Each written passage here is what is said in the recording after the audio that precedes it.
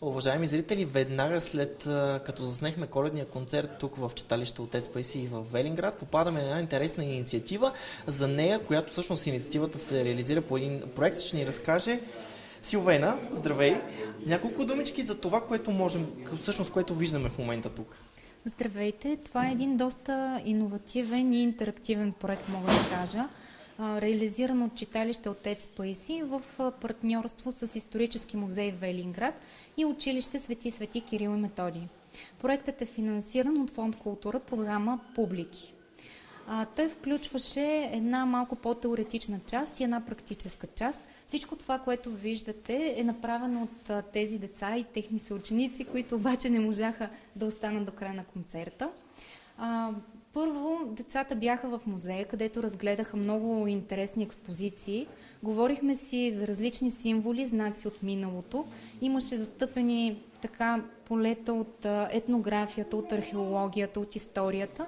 И всичко това, което децата научиха там, след това имаха за задача да го интерпретират и да го въплатят в едни бижута, направени от глина и картички.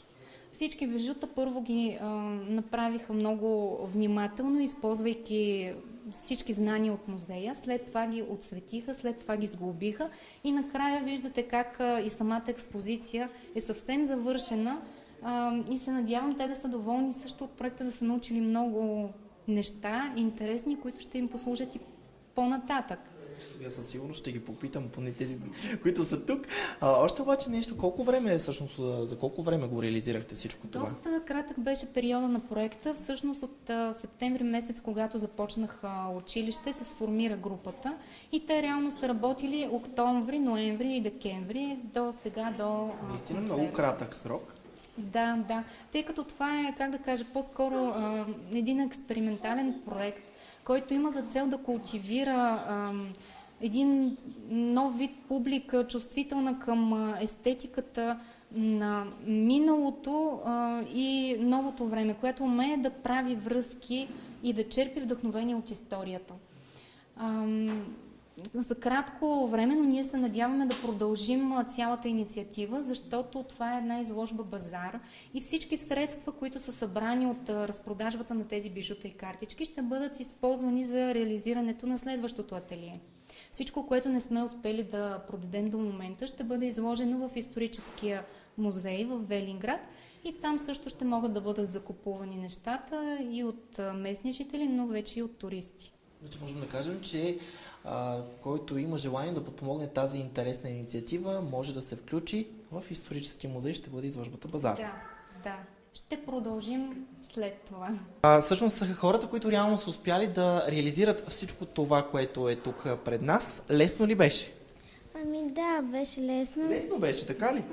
На мен, да ти кажа честно, не ми изглежда никак лесно това, което сте направили.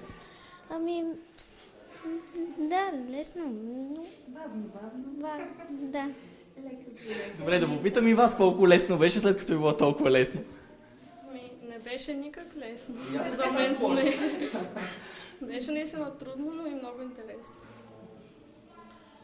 За мен беше малко трудно, малко лесно, защото... Доволен ли си, че се включи точно в този проект и имаше възможност да направиш това? Много. Доволен беше, така ли? Предполагам, че и вие. Да.